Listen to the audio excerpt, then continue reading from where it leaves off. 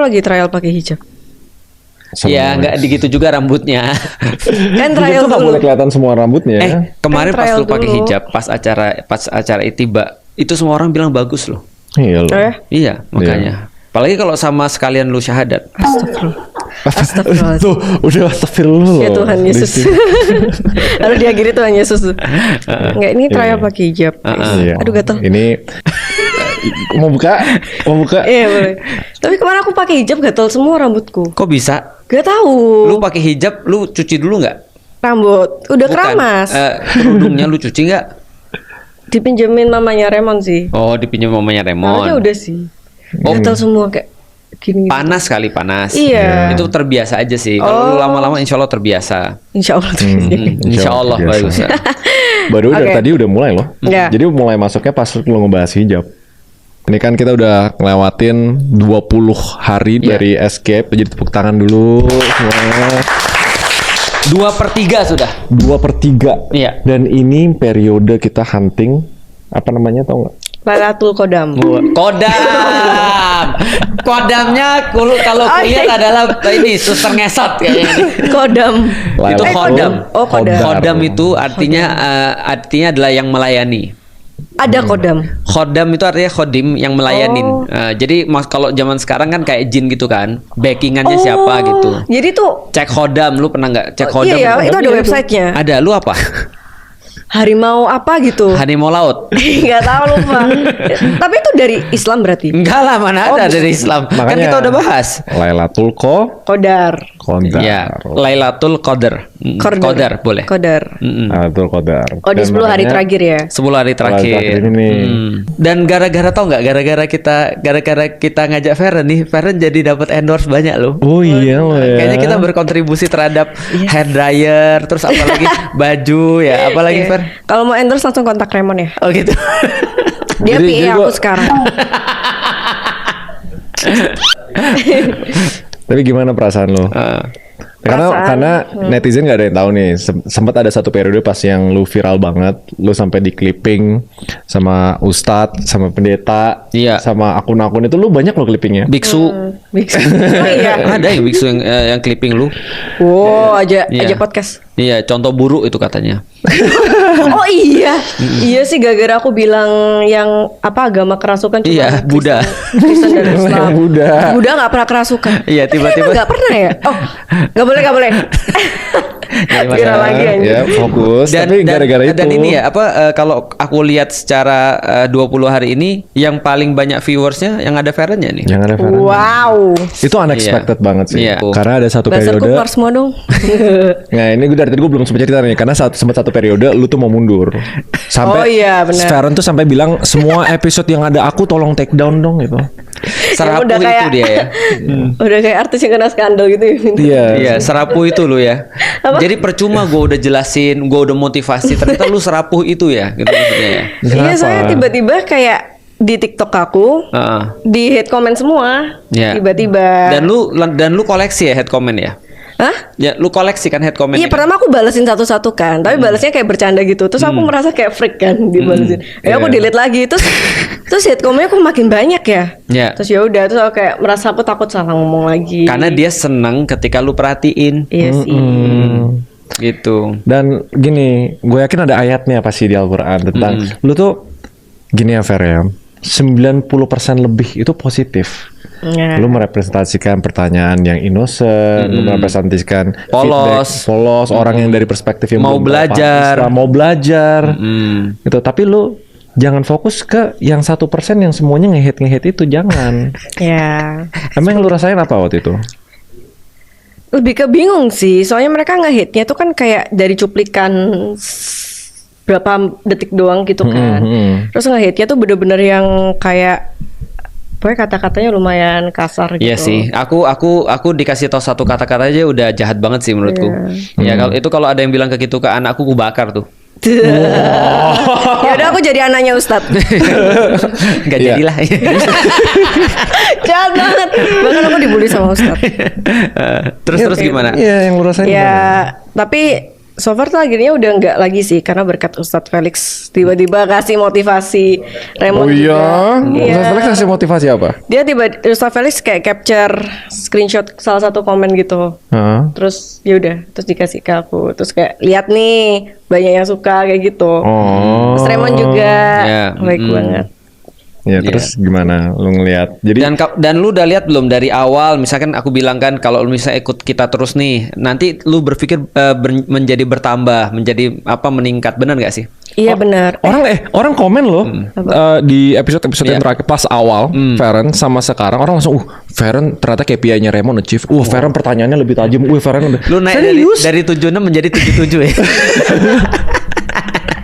Nah, Hati-hati nanti diprotes netizen lagi lo. itu kayak yang video dua terakhir kan? Iya, yang nggak ada koi. Yang gak ada koi kan? Lu terlihat pinter di situ. Iya, lu aku tuh pinter merasa loh. koi itu yang buat aku terlihat bodoh. Aku merasa kayak gitu. Karena koi itu bisa membuat semua kata-kataku tuh jadi gak masuk akal. Contohnya Sebenarnya kayak make sense saja, tapi koi itu yang mendramatisasi. Jadi Iya. kayak kayak tau gak sih? Ya dia Iya. kayak buat aku sampai. Tapi kalau misalnya aku yang kayak Tapi serius. lu seneng sama koi. Iya, lu kayak gini di belakangnya, tapi lu depannya koi dong, ajak koi dong, itu gimana? Buka puasa ajak koi. Iya. Iya sih. Heeh. Ya tapi koi lucu sih. Tapi maksud aku tuh kalau misalnya aku serius, terus yang aku kayak itu kemarin ngantuk sih bener. Iya, yang Yang lu- misalnya ngantuk dan serius mood kayak aku kelihatan pinter deh. Iya. Jadi- Apa sebentar, kalau lu Gimana? ngantuk dan serius. Iya ngantuk, serius ngantuk berarti. Serius Itu- ngantuk lu jadi pinter. Iya. Kenapa? Kok bisa? Soalnya aku banyak diem.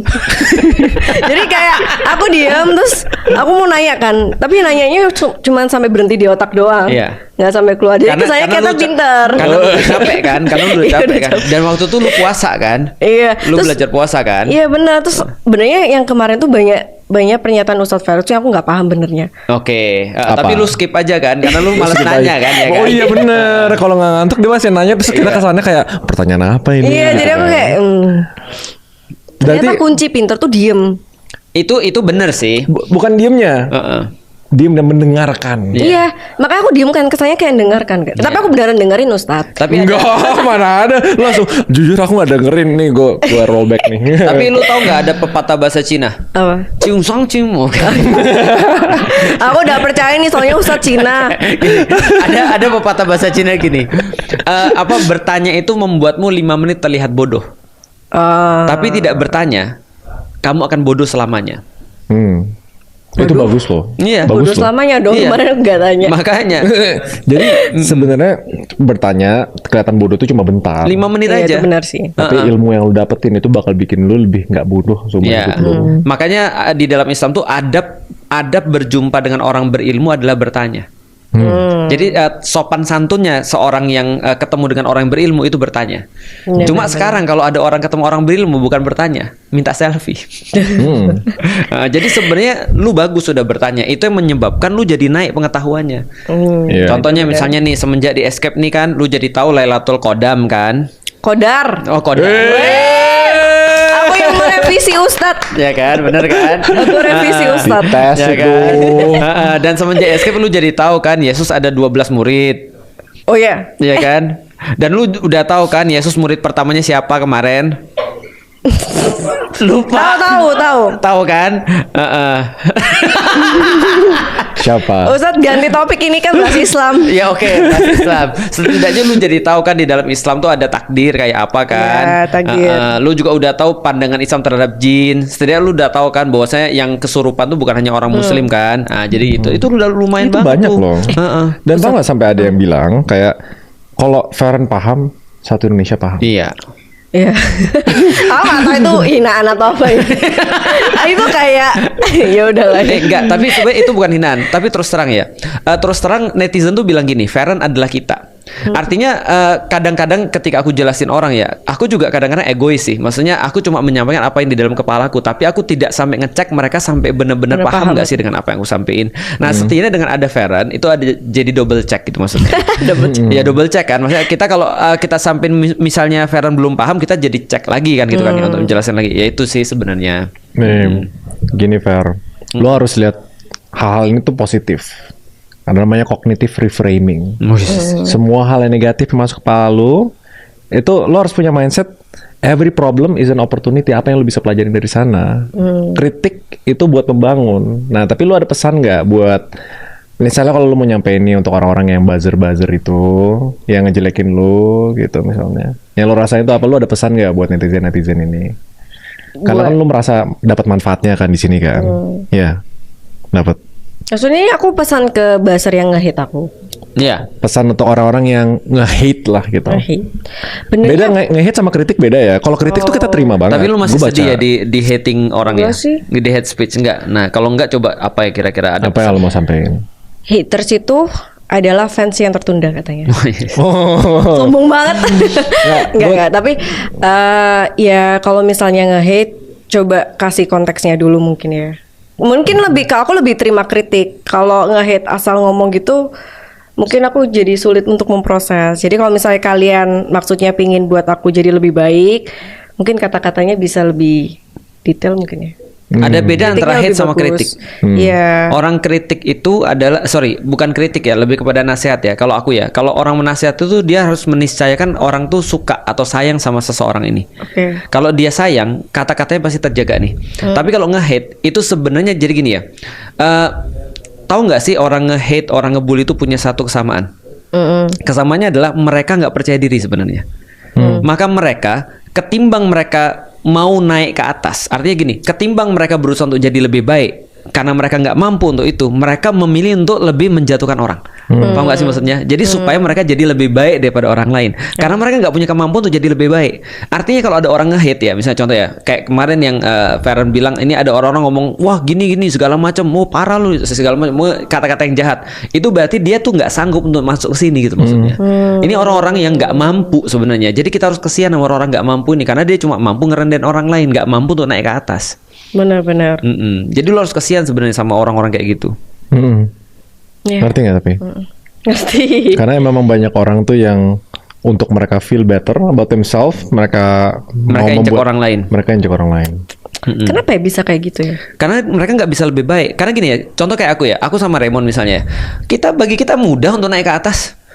Tanpa perlu untuk jelekin orang lain kita bisa naik ke atas. Tanpa perlu bahas orang lain kita bisa naik ke atas. Untuk apa kita nginjek orang lain? Orang kita mudah banget bagi kita untuk naik. Jadi kita nggak kepikir orang-orang di bawah.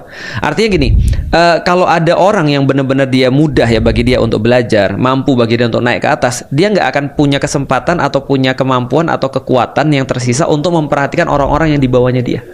Karena dia perhatiannya yang di atas. Kalaupun dia perhatian sama orang di bawah dia, untuk diajak naik ke atas. Effortnya itu bukan untuk kemudian dijatuhin. Nah, sedangkan orang-orang kayak gini, mereka nggak punya mereka nggak punya kapabilitas. Jadi nggak mampu, mereka itu orang-orang nggak mampu. Lemah. Atau lo mau ngomong kayak gini ke netizen, selain donatur, dilarang ngatur. Itu boleh dibahas. Boleh, nggak apa-apa. Kenapa nggak boleh? Aku sepakat. Iya boleh. Emang lo ada opini apa tentang itu? Mau poin-poin yang aku udah rangkum nggak? Kan itu nanti kita bahas. Tapi kalau menurutku ya, selain donatur dilarang ngatur itu sebenarnya agak benar juga sih. Apa namanya? Ada satu lagu bagus bahasa Jawa. Apa itu? Dari Selagut. Judulnya Gaji Rasepiro. Ada kata-kata begini liriknya. Ora melu nguruni, ora usah nyacati. Jadi kalau kita tuh nggak ikut nguruni, nggak ikut berkontribusi, kita tuh jangan ikut ngomongin gitu maksudnya, karena lu nggak ada kontribusinya. Kenapa lu ngomong gitu maksudnya? Kecuali kalau lu ada kontribusinya. Ingat ya aku bilang 3 orang yang lu harus dengerin. 1, guru. Kedua, Tuhan yang ngasih makan. Oh iya. Iya, Tuhan udah pasti. Yang kedua yang ngasih, ini orang nih, bukan Tuhan, bukan orang ya. 3 orang. Oh iya. 3 orang. Nah, yang kedua adalah orang tua yang ngasih makan. Yang ketiga pasangan. Pasangan tuh suami atau istri. Karena Feren sekarang belum punya pasangan, 2, guru sama orang tua kan gitu kan ya. Nah itu artinya ya mereka yang ngurunin. Artinya ya kalau misalnya kita nggak ikut ngurun, ya kenapa kita harus nyacatin gitu maksudnya. Dan kita nggak usah denger orang-orang kayak gini, karena mereka nggak ikut ngurunin kita. Berarti selain donatur dilarang ngatur, at some point aku setuju. Tapi kalau itu dibawa kepada transaksional atau duit, aku nggak setuju tuh. Seolah-olah cewek tuh kayak dibayar baru bisa kemudian tuh disuruh-suruh gitu maksudnya. Padahal kan kita kan nggak bayar cewek kan. Maksudnya kita kan ya cewek macam apa mau diobjektifikasi kan gitu kan ya. Ya itu sih sebenarnya. Tapi Ustadz nih ngikutin gosip-gosip ya ternyata. Lu? Ustadz? Aku dikasih tau Raymond aku. Emang tau dari Raymond? Nggak tahu. Gue kan cuma dilempar bertanggung jawaban. Berarti Netizen harus udah mulai ngikutin. tahu. Aku selama ini kata-kata selain donatur dilarang ngatur itu aku ngerti. Cuman aku baru ngerti, oh ini berkaitan dengan ributnya orang ini. Oh. Iya. Nah, setelah ngeliat ributnya orang ini, oh aku jadi dapat. Maksudnya aku ngelihatnya dari segi mental mental. Jadi gini, ada dua kutub ekstrim tentang perempuan. Satu menjadikan perempuan sebagai objek, satu lagi feminis. Ini dua kutub ekstrim nih. Nah, Iya. aku mau ngasih tahu yang benar tuh seperti apa di tengah-tengah. Gimana tuh? Ya harusnya perempuan tuh tidak separah feminis yang sekarang, karena feminis ini mohon maaf ya, feminis 1.0 itu adalah we have to be equal with men. 2.0 feminisnya adalah mereka bilang we don't need men, atau men hating ideology. Jadi mereka benar-benar nggak merasa bahwa mereka nggak perlu dengan laki-laki, atau mereka bahkan benci dengan laki-laki. Itu yang kedua. Yang ketiga adalah we are men 3.0 tuh. Jadi kita yang jadi laki-laki. Paham gak sih maksudnya? Nah, padahal menurutku nggak di sini juga nggak di sini. Cewek definitely bukan objek dan nggak boleh dijadikan objek. Bahkan yang selama ini, lu tahu nggak kenapa cewek sering diganggu? Karena diiklankan sebagai barang. Contoh misalnya cewek diiklankan kayak di botol whisky, jadi seolah bisa dipegang. Lalu kemudian dijadiin cuma kayak barang, dijadiin cuma kayak apa ya, dipakai doang dan segala macam. Nah itu nggak suka tuh. Tapi yang di sini juga nggak suka juga. Nah bagaimana kemudian Islam memosisikan perempuan itu mulia banget, gitu. Nah itu yang aku pengen atur. Konteks statement itu pas awal-awal. Jadi gini, untuk kita ngertiin sebuah konten secara holistik, kita harus ngerti konteksnya. Ya. Konteksnya waktu itu tuh sebenarnya menurut gua bagus. Karena ada banyak netizen, kritik-kritik dan lain-lain. Gimana cara bikin cewek tuh nggak masukin ke hati Ya. hate itu. Jadi dia keluarlah selain donatur, dilarang ngatur. Ya, itu oke, sub point. Di awal-awal idenya kayak gitu. Cuma kenapa jadi polemik? Lama-lama tuh ditarik ke Transaksional. ide yang lebih ekstrim, sampai kayak it's all about money. Yeah. Kalau cowok yang money-nya lebih dikit itu sampah. Ya. Kalau nggak kaya nggak bahagia. Kalau nggak kaya nggak bahagia. Jadi kayak ide yang awalnya konteksnya bagus, tiba-tiba berkembang ke ide yang terlalu ekstrim menurut gua. Jadi itu kan yang dilawan sama Objektifikasi itu. Aju ini kan objektifikasi kan, bahwa not everything is about money. Money is important, Penting, but money is not everything. Dimana kayak statement dia membuat kayak yang penting lu punya duit, cewek manapun itu bisa jadi objek. Itu sisi ekstrimnya. Ya, Gitu. lu bisa beli cewek asal lu bisa punya uang gitu maksudnya. Itu kan aku kan nggak setuju. Ya, kasta lu tuh ditentukan dari berapa banyak uang yang lu bisa kontribusi ke cewek. Ya, jadi wajah lu jelek nggak apa-apa asal lu punya duit gitu maksudnya kan nggak enak tuh. Ya, emang lu punya opini nggak soal statement itu? Menurut lu gimana? Ini boleh sebut nama? Ya Nggak usah boleh. sebut nama juga sih nggak apa-apa kan Sebenarnya kita kan menurut gua sih nggak berkaitan apa-apa. orangnya, Kita kan nggak ngatain pemikirannya. orang. Kita pemikirannya. Kita membahas gagasannya. Benernya, soalnya aku merasa yang mulai kan si cewek dulu kan. Nah, aku rasa itu cuman kayak bercandaan doang. Kayak tapi everyone tuh kayak takep itu jadi kayak terlalu serius sampai kayak dikaitkan dengan POV yang yang dijawab sama temanmu itu loh. Awalnya tuh memang kelihatannya kayak bercanda, kayak Lama-lama. satir, kayak konteksnya bagus. Biar bilang lu jangan pedulin orang-orang yang kritik lu, orang mereka nggak ngasih lu duit, intinya gitu. Iya. Tapi lama-lama itu gini, kalau gua analisinya itu ngelihat dari responnya dia. Respon dia kan kebanyakan dari Instastory, ya kan. Pas ada yang bergagasan sebaliknya bahwa lu nggak bisa transaksional, nggak bisa semuanya tentang duit. Nah, respon dia tuh menunjukkan bahwa itu bukan bercandaan. Oke. Bahwa itu bener-bener memang Pola pikir. yang dia percayai banget. It's money gitu loh. Yang di bawah lu uangnya lu gak usah dengerin gitu. Kalau yang kritik di atas lu uangnya lu dengerin gitu. Lama-lama kan jadi memperkuat stigmanya itu kan, bahwa kayak nilai manusia diukur dari uangnya. Sebenarnya itu gagasannya. Nah kalau itu lu agree atau enggak? Jujur bahasamu bulet sih. Dia dari tadi nggak dengerin. Iya, dengerin cuman kayak Tapi coba gue mau evaluasi deh. Gue agak muter-muter tadi. Ya lumayan sih. Aku juga akan jelasin begitu sebenarnya. jadi kata-kata yang Remo tuh masuk di telinga ini terus kayak ya udah mantul lagi. Oh ini pertanyaan gampang. Lu mau nggak dinilai sini? Lu mau nggak cuma dinilai dari uang? Nggak mau. Nah itu maksudnya tuh. Gampang Tapi gitu sih. maksudnya yang cewek itu benernya apa ya? Dia tuh sesimpel kayak aduh aku takut di cancel. Nggak apa-apa. Coba ngomong Nggak aja. apa-apa. Nggak apa-apa. Sesimpel kayak misalnya mungkin ya aku nggak tahu sih, dia selama ini kan hidupnya enak banget kan, maksudnya ada duit dan lain-lain. Ya jelas dia pasti menekankan hidupnya, ya aku nggak mau sama cowok yang di bawah aku pasti. Ya, Kalau boleh, nggak tahu itu nggak nggak mau ada diajak masalah. susah. Ya, Jadi nggak sesimpel masalah. itu sih. Nggak ada Terus masalah. habis itu dia Itu nggak ada mengencourage- masalah. Iya, dia mengencourage sama teman supaya kayak jangan mau diajak susah ya. Kamu kan udah kerja, udah cantik, udah gini, masa mau diajak sama cowok susah? Sebenarnya kalau Jadi konteksnya- titik, kalau berhenti Iya. sampai sana, Bener menurut konteksnya- gua nggak masalah. Nah menurutku konteksnya dia tuh sampai situ karena aku ngikutin dia dan aku follow dia dan menurutku kontennya lucu, jadi supaya kayak hiburan doang. Ingat nggak yang dari awal kita bahas Apa? tentang hate, ngerendahin orang? Iya kan? Let's say lu punya ide lu ditantang sama orang. Ya lu mempertahankan dengan berargumentasi secara positif. Ide juga. Ide juga, tapi kan beberapa respon terakhir dia itu malah merendahkan orang yang Oh, gitu. antitesis gitu loh. Alah begini. Oh, Nah, kalau gua awalnya tuh kayak anggap memang bercandaan dan konteksnya bagus. Ya lu jangan dengerin orang yang nggak ngasih lu duit gitu. Iya. Tapi lama-lama dari responnya tuh jadi ngerti kata polemik nggak? Polemik itu maksudnya kayak pembicaraan kontras opinionnya itu tentang karena ternyata dia serius tentang ini, semuanya tentang uang, semuanya transaksional gitu loh.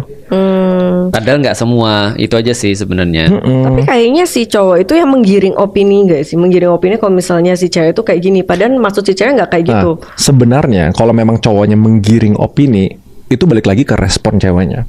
Kalau responnya kayak enggak maksud gua tuh begini. Bercanda gitu, Yang ya, positifnya itu ya kita jujur aja uang itu penting. Di era modern civilization ini banyak cowok tuh yang nggak itu bagus responnya. Cuma yang jadi judgment adalah the way dia respon adalah merendahkan gagasannya yang menantang gagasan dia. Gitu. Tapi kita bukan fokus pada cowok dan ceweknya sih, idenya. Idenya. Idenya bahwa cewek tidak boleh dinilai dari cewek tidak boleh seolah-olah dia cuma objek. Yang seolah-olah kalau orang punya uang, dia bisa beli.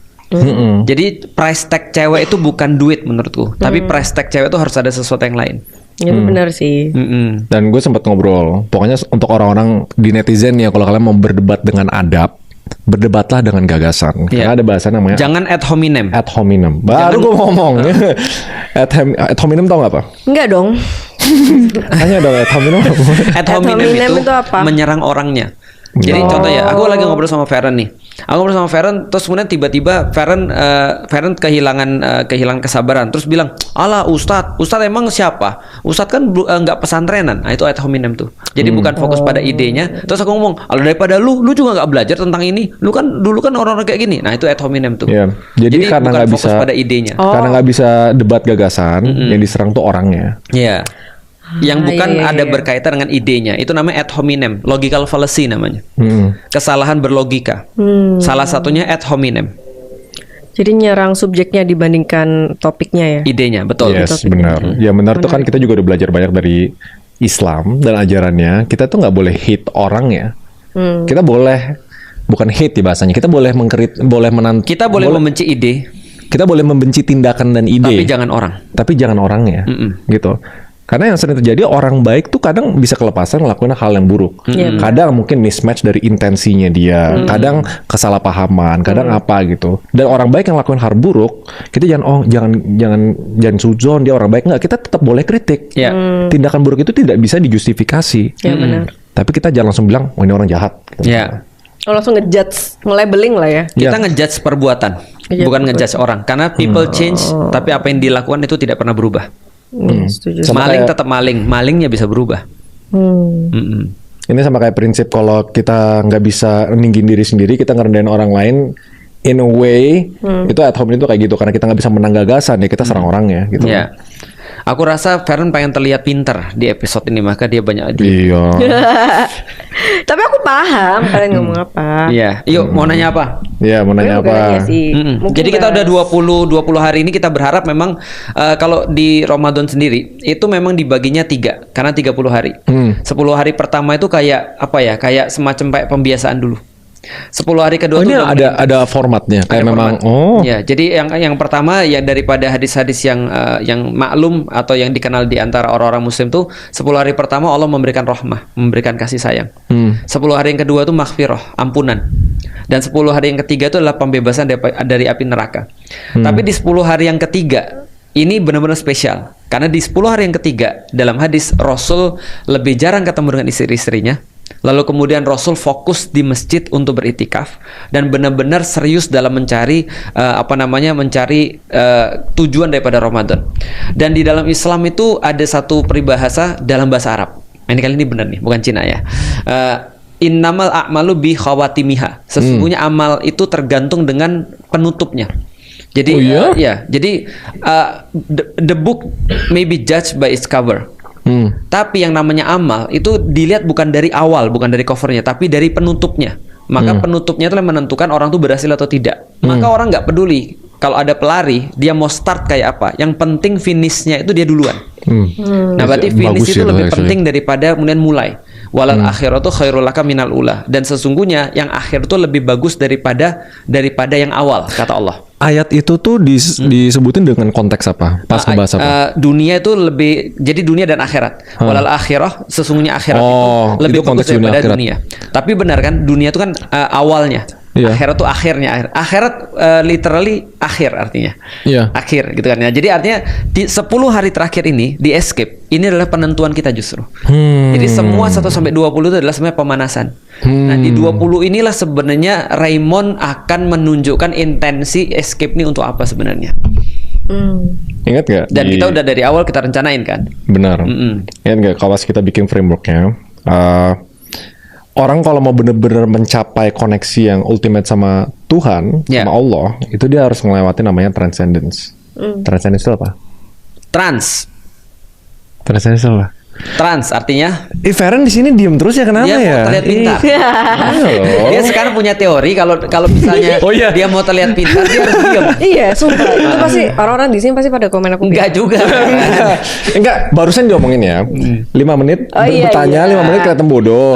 Tapi kalau nggak bertanya, itu bakal selamanya. Bodoh selamanya. Oke, tadi kan kamu bahas transcendence. Tapi aku mau bahas pertanyaan Ustaz Felix tadi sebelumnya. Oke. Rasulullah itu Nabi Muhammad. Iya, Rasulullah itu sebenarnya semua nabi, termasuk yang kita yakini Yesus juga Rasulullah. Oh, jadi semua nabi berbondong-bondong ke masjid ninggalin istrinya. Oh bukan, dalam hadis ini Rasulullah adalah Nabi Muhammad.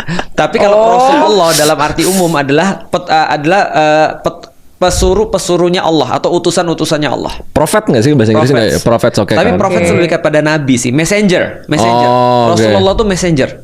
Messenger of Allah. Nggak, gua mau ngerti yang dia tanya tuh maksudnya 10 hari terakhir Rasulullah ini Nabi Muhammad. Ya. Nabi Muhammad ke masjid tiap hari. Tiap hari. Emang sebelumnya enggak? Sebelumnya beliau ke masjid tapi tidak Jumatan sering. doang ya? Bukan, tidak, itu Raymond itu. Astagfirullah. Bukan Nabi Muhammad.